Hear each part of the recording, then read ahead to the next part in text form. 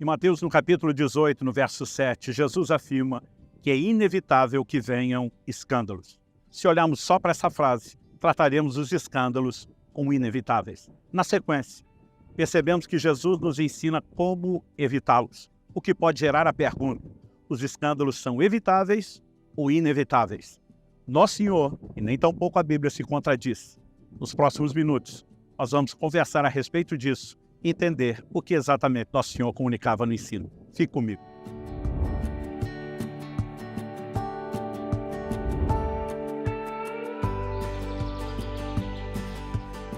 Estou hoje na cidade de Mitzpe Ramon, em Israel. Mitzpe significa mirante, sim, esse é o nome da cidade, que está a 886 metros de altitude, um dos pontos mais altos de Israel, e que tem essa cena linda aqui atrás.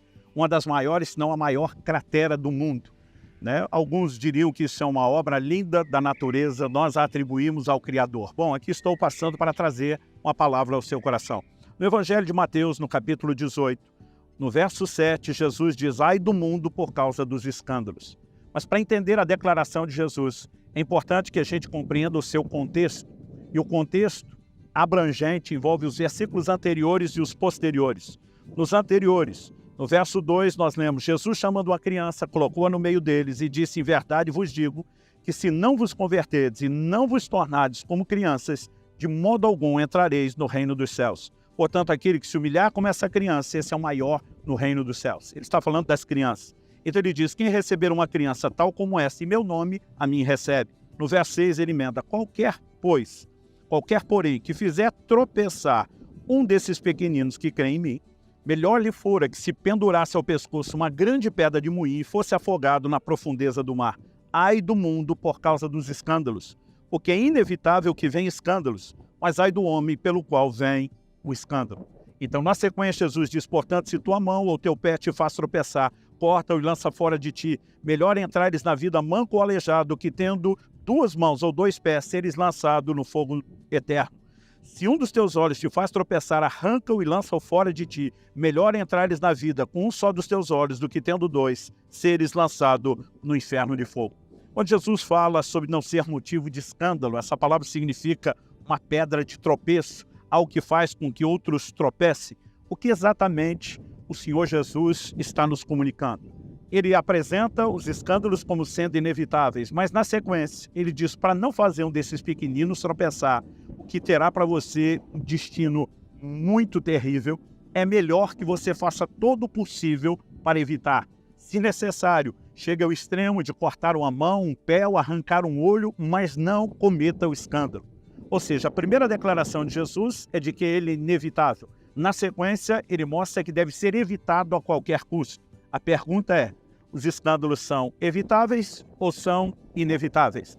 Nosso Senhor não se contradiz, a palavra de Deus não se contradiz, e o que nós temos aqui não são declarações divergentes, são complementares. Quando Jesus fala sobre os escândalos serem inevitáveis, ele está falando sobre a coletividade, ele está falando sobre a humanidade.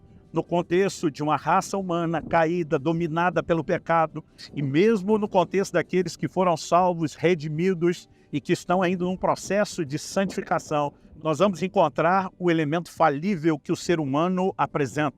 Portanto, de uma forma geral, é inevitável que escândalos aconteçam. Quando olhamos para a humanidade, não podemos esperar perfeição de todos. Agora, enquanto indivíduos, nós temos a responsabilidade, naquilo que nos diz respeito, de lutar para que, de modo nenhum, sejamos instrumento de tropeço para os outros. E essa distinção precisa ser feita. Se no âmbito pessoal o escândalo não fosse evitável, qual a razão da orientação que o Senhor Jesus dá sobre lutar contra isso, né? A ponto de cortar uma mão, um pé ou remover um olho? Então entendemos que, na perspectiva individual, os escândalos sim são evitáveis, embora na coletiva não.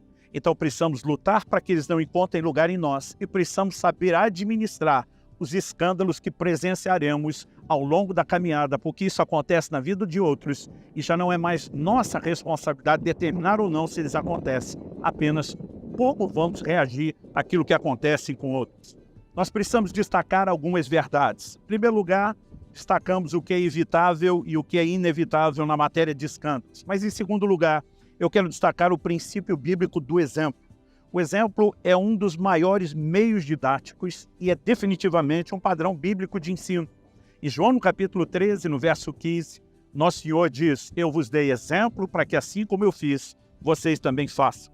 E o exemplo de Cristo, reproduzido pelo comportamento dos seus discípulos, que deveriam seguir sua referência e exemplo, também acaba se tornando um referencial. É por isso que em 1 Coríntios, no capítulo 11, no verso 1, Paulo diz: sede meus imitadores, como eu sou de Cristo. E diante disso, nós temos a responsabilidade, enquanto discípulos de Jesus, de imitá-lo e de, à medida que seguimos de perto essa referência que é nosso Senhor Jesus, sermos referência para outras pessoas. Desde criança, eu ouço no meio evangélico a frase: não olhe para o homem, olhe para Jesus. A pergunta é, teologicamente falando, ou melhor, biblicamente falando, essa frase é verdadeira? Eu diria sim e não. Pastor, como sim e não? Se for uma forma de se eximir da responsabilidade de dar exemplo, não, ela não é verdadeira. Tipo, nenhum de nós nunca pode ser um referencial.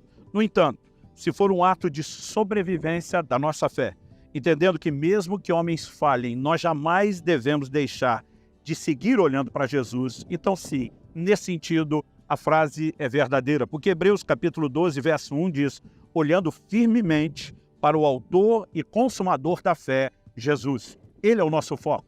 Enquanto aqueles que nos lideram, que servem de exemplo para nós, estão de olho em Jesus, seguindo o seu exemplo, nós, à medida que olhamos para Jesus, olhamos para aqueles que estão no mesmo trilho. Se eles saírem do caminho, nós não os seguiremos, nós seguiremos o autor e o consumador da fé. Então, se a frase for usada para simplesmente nos eximir da responsabilidade de ser exemplo, dizendo o exemplo é Jesus, ela está errada.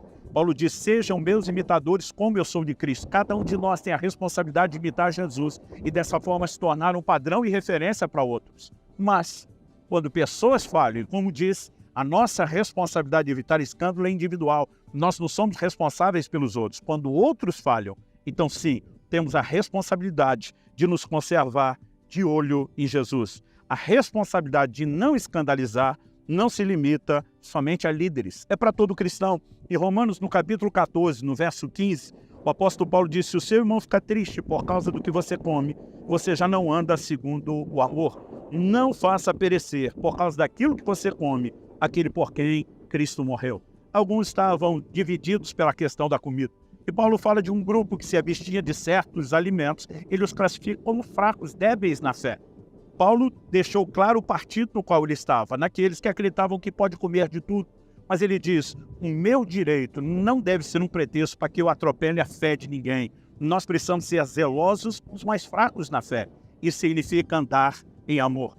Então, sim, devemos ser exemplo, devemos ser referência e não podemos, nem no terreno daquilo que é a nossa liberdade, deliberadamente servir de pedra de tropeço para ninguém. Dito isso, eu quero, em terceiro e último lugar, trabalhar a questão: como lidar com os escândalos. Se na perspectiva coletiva eles são inevitáveis, nós devemos entender que Jesus estava nos preparando para que a gente pudesse lidar com isso. E eu vejo pessoas se decepcionando profundamente, afastando-se de Jesus por causa do escândalo de outros. E algumas delas até dizendo: eu nunca esperava encontrar isso no nosso meio. Eu digo: se você não esperava, é porque você não prestou atenção no que Jesus falou. Jesus e também depois os apóstolos advertiram sobre falsos mestres, sobre falsos profetas, sobre lobos vestidos com pele de ovelha, e Jesus advertiu que os escândalos viriam.